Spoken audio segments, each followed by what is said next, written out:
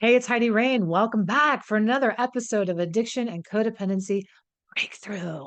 I am so glad that you're here. And if you're new, welcome home. I'm so glad you found me through the podcast or the YouTube or whatever method you happen to be listening or watching to today.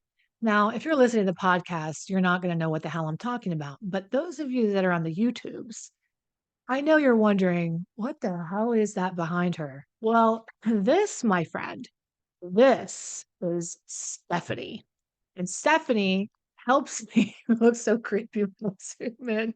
But Stephanie helps me with my little side thing that I like to do, which is Poshmark. If you guys have been around long enough, you know that I'm probably making you dizzy with all this moving around, but you guys know that I love to thrift. And, I don't really need anything. So I'm like, but somebody else could find this thing and maybe it's not in their area, but I can get it and then I can Poshmark it. So that's what I've been doing. And Stephanie over here has been a lifesaver with, because everything looks good on her, let's be real. So she's been trying on all these outfits as I list them on Poshmark. And if you're a shopper and you're inclined to find some good stuff, I'm going to start linking my Poshmark here as well so that, you can just kind of get in on the fun. But that's not why we're here. Thrifting is for fun. Now, YouTube sometimes can be for fun too, but if you're like me, you come to YouTube for some serious business, or you come to the podcast because you want answers to your burning questions. You are either in a relationship with an addict or an alcoholic or somebody equally dysfunctional or toxic, or you're getting out of that scenario and planning your escape, or you're on the fence, should I stay or should I go in this relationship? Or you're out, thank God you're done, and now you want to heal from all the damage that has been done. And what I'm here to do is to serve you every single step of that process, every single step of the way. And if you want more information and you're new here, I really encourage you to go over to HeidiRain.com and take our personality codependency attachment personality test that I made just for you to ask yourself, are you codependent in this relationship? How has it impacted you? And also to look at the other options we have to support you on your journey to health and wholeness and happiness. And that's what we want. Now, today's question that we're going to ask is probably the most important question that you can ask yourself to begin your road to healing. And we can't underestimate the importance of this question. I'm going to talk to you about it and why it's so important and how we might miss it or underestimate the value of this question we ask ourselves. And I'm going to tell you why we have such a hard time with this question and really answering it honestly. You know, the reason people ask me all the time, they say, why do you not have millions of views on your YouTube channel? Like you can search in the comments and you'll see that comment every couple of comments. Why is this not blowing up? And I have to tell you what my theory on this is, like in that movie where you can't handle the truth, and he like puts his hand down on the desk. And I think it was Jack Nicholson who delivered that line. Most people want to glaze over things. Most people they want things to be resolved, but they don't want the deep, thought-provoking questions and the all the work that it takes, the introspection to actually arrive at lasting permanent change in your life. Instead, most people want the band-aid on a flesh wound. They want the good news. They don't want to hear the hard stuff. Most people in the world don't want to hear the hard stuff. Now, not me and you. Isn't that cool that we actually found each other on this path? That you and I are straight shooters. We like to hear the tough news. Just tell me what it is, right? Just tell me what you think I need. Just tell me how this thing works so that I can be educated and equipped. And there's so much power in that. People do not realize how much personal power there is in confronting pain, but we are a pain avoidant society. We run to pleasure instead. We want to put the bandit on a flesh wound. We want to take the pill. We want to check out. We want to have the cocktail and we want to forget all about it, but not you. You are the one who's awake for all of these things. And so I'm going to test that level of awakening, that level of awakeness that you have with this question. And here's the question. We're going to take the time to pull out your beautiful journal or whatever it is that you happen to be doing if you're working along with me and I'm helping you on this path. And that is, here's a question of the week. Am I being honest with myself about the severity of this problem? Am I? And it's not just a yes or no. Yes, I am I? Yes or no. It's and how? How? And if I'm not, Am I not being honest? Now, if you will take the time to deep dive into this question this week, I know that it will make a massive change in your life because this is the question that unlocks everything else from here.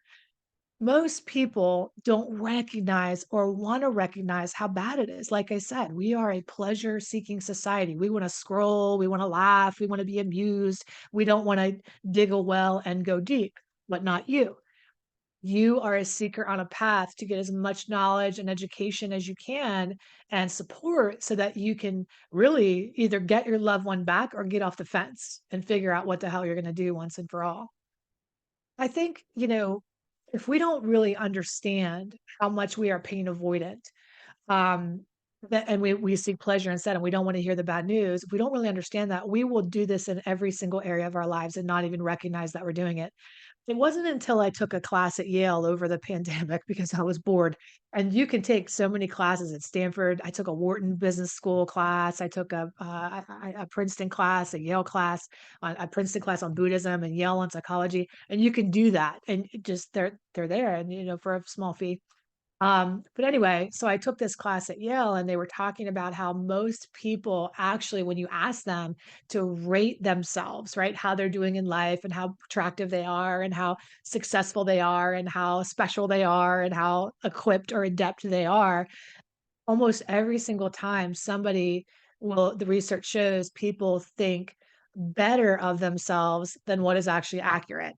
They think they're smarter than they actually are. They think that they're better looking than they actually are. Now, we might say, "Well, that's crazy." I mean, I know my limitations. I mean, but most of the world lives like with their eyes half wide open. They want to see, but they're kind of like just so much. And the truth is, we all have our blind spots.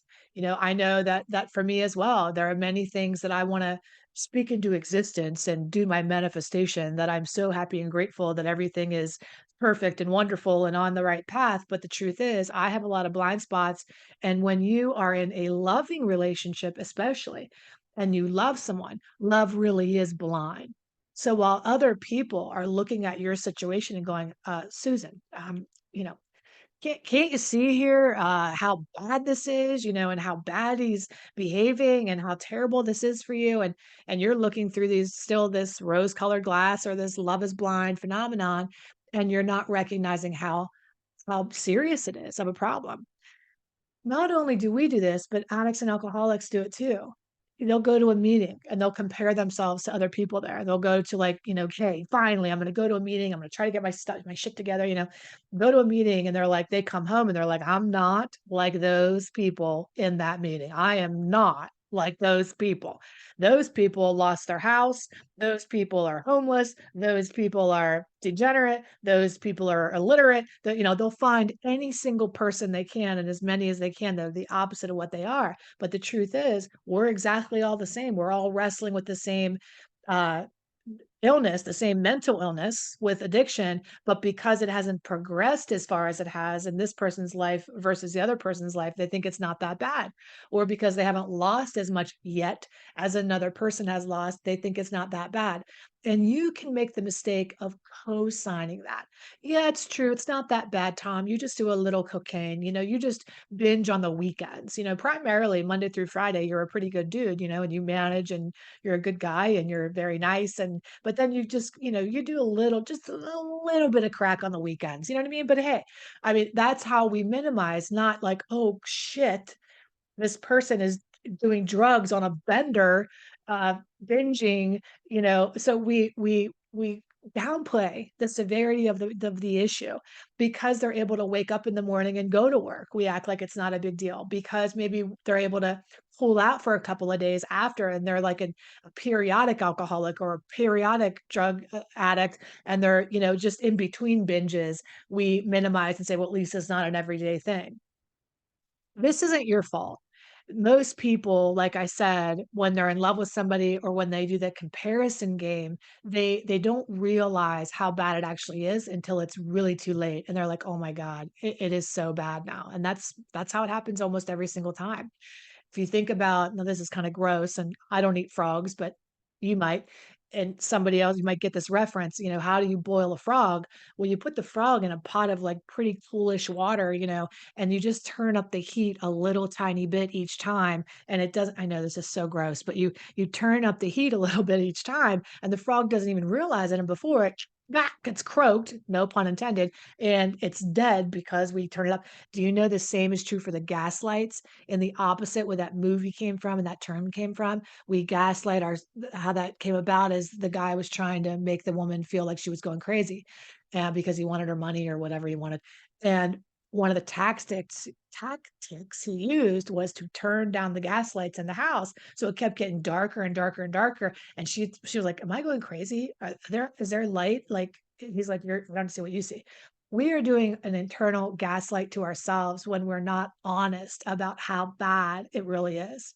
I remember one time where, I think I've told this story so many times where we conflate what's really happening. Like my dad would be so drunk, he'd fall down the steps, and my stepmom would be like, "Well, I didn't see him drink today. He didn't drink as much as he normally drinks today. Maybe he's just sick or tired or didn't take his blood pressure medicine, but I didn't see him drink as much as he normally does." We start to like do that one day at a time thing. Well, he didn't drink as much today, and so it's really not that bad. And that's another way we talk ourselves out of the severity of it. I have an excellent video on why one day at a time doesn't work, right here, and you can watch that as well or listen to that podcast episode. It's super super helpful. And so what I wanna really encourage you to do is to first stop making excuses, rationalizations, and justifications that it's not that bad by comparing it to how bad it actually could be. Let's think of another example here of how people get used to things that are terrible and they don't even realize it, like the boiling frog. Let's picture a man. I've said this story before, but maybe it's your first time hearing it. Let's picture a guy who is really successful in his life, and I know this happened in probably it happens all the time, but I know I witnessed it in like 2008, 2009. I was living out in Los Angeles and happened to be running a business out there and in matchmaking, believe it or not. Millionaire Matchmaker, Patty Stanger was like our competition. And I was like running all these offices, but our main office was in Beverly Hills and we had offices everywhere else. That is neither here nor there. But anyway, I was living in LA and I was running this matchmaking business. And then around 2008, when everything collapsed, you saw a lot of highly successful people do take a tumble, right? I mean, just lose millions and millions and millions of dollars, and people were finding themselves in predicaments that they never would have been in. So let's imagine that you can see somebody like that. Let's call him Michael. And Michael at first is really successful businessman. He's wearing like the suits every day and the tie, and then he loses everything, just like Bernie Madoff, I don't know, loses everything and broke. And overnight, his car's repoed, his house is repoed, everything is taken away from him, and he's homeless. And he never would picture himself in this situation. And so at first, that's like a culture shock, right? Like, oh my God, how did I end up here? So he's homeless, he's living on the streets, and just picture it, he starts to get pretty hungry. And one day he walks over to this big trash can and he's like, "I'm starving and I have not a pot to piss in. I have no money. What am I gonna do?" And he thinks to himself, "I'm so disgusted. I cannot even imagine eating out of a trash can." I was eating at the Ritz, going out to five-star rated restaurants. I had all the money in the world, and here I am looking at a trash can for dinner. I mean, he was disgusted with himself, right?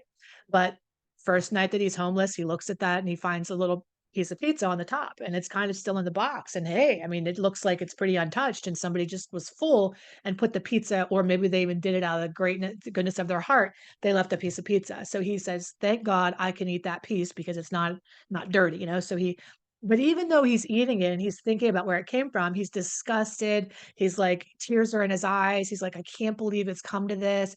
He's gagging as he's eating the pizza. He's grossed out. He's horrified.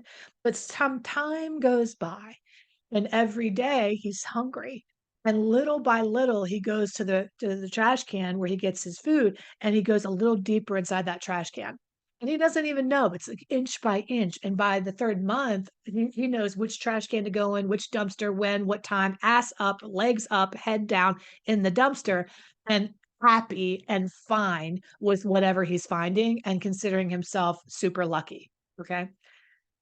The standard that we subject ourselves to, that we start out with, continues to decrease, the standard we hold for ourselves, because what we do is we minimize, we rationalize, we justify, we talk ourselves out of it, we gaslight ourselves, we manipulate ourselves out of how bad it is. And then by the time that we do something, it's almost like the shit has really hit the fan. And so I just want to encourage you, how have you been, to notice? I would encourage you to notice, how have you been lowering this standard and you don't even realize how bad it really is?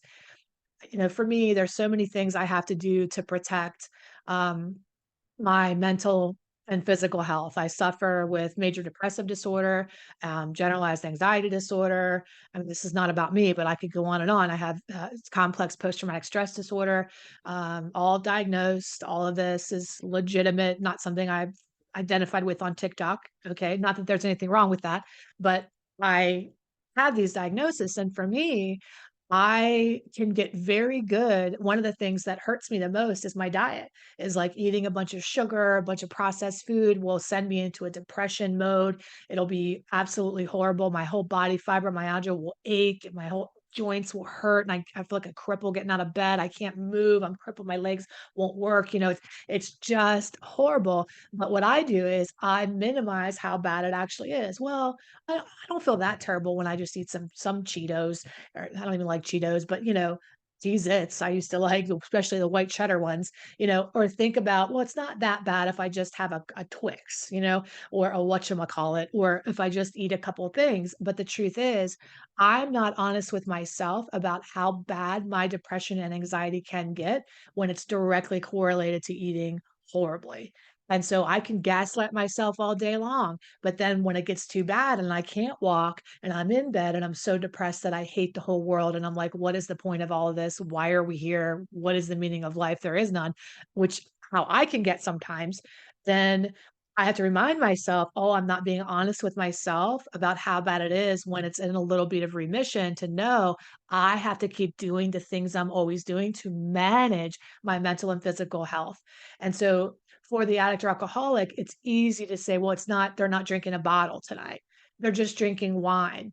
They're not drinking whiskey. They're just having a beer at the picnic. They're not snorting cocaine. We do this whole thing, but when we're not honest, like, it is a problem across the board. My diet has to be what it is across the board. It's a problem. No matter what I lie to myself about, I have to be committed to that standard for myself, and you as well. Is a little bit of cocaine okay with you? Is just a little, where's the standard at? What kind of life do you want to live? What kind of relationship do you want to have? Well, at least they're not yelling at me. They're just passed out. That's like toxic gratitude.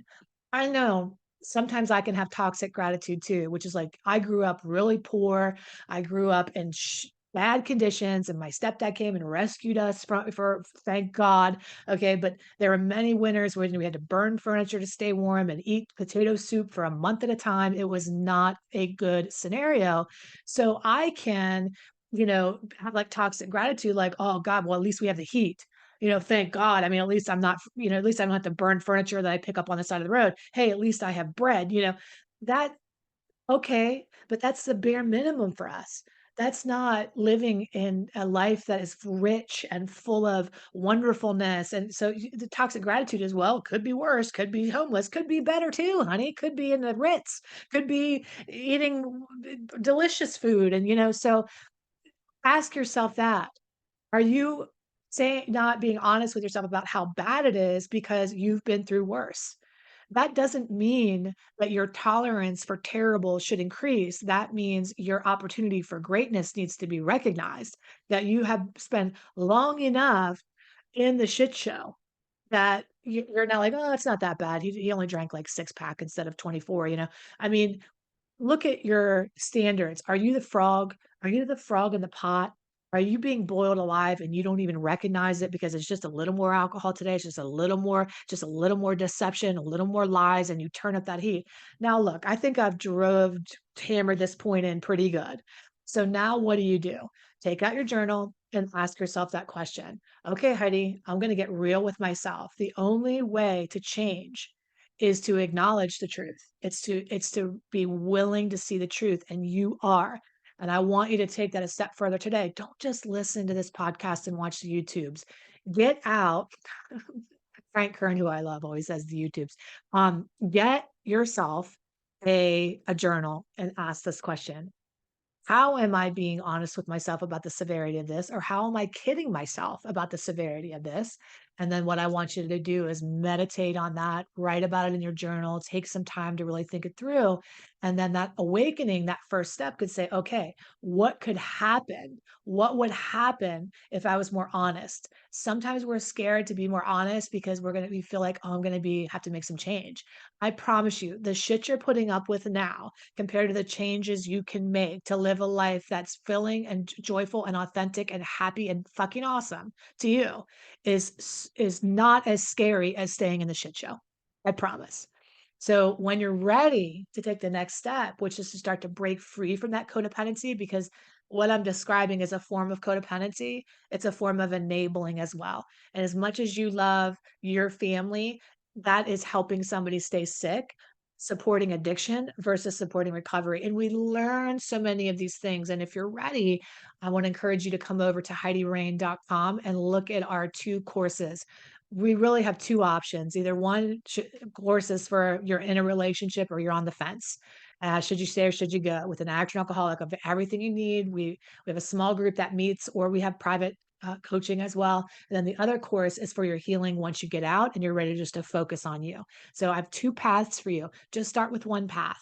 Go over to Heidi Rain and ask for more information, and you can get a private video that'll tell you all about our coaching and how we can help you there. Okay. I love you. Take excellent care of yourself. And until the next time, um, be willing to look. Most people don't see because they're afraid to look. Okay. Not you. Eyes wide open. That's the only path to empowerment, is to be wake, awakened. I love you. We'll see you soon. Bye.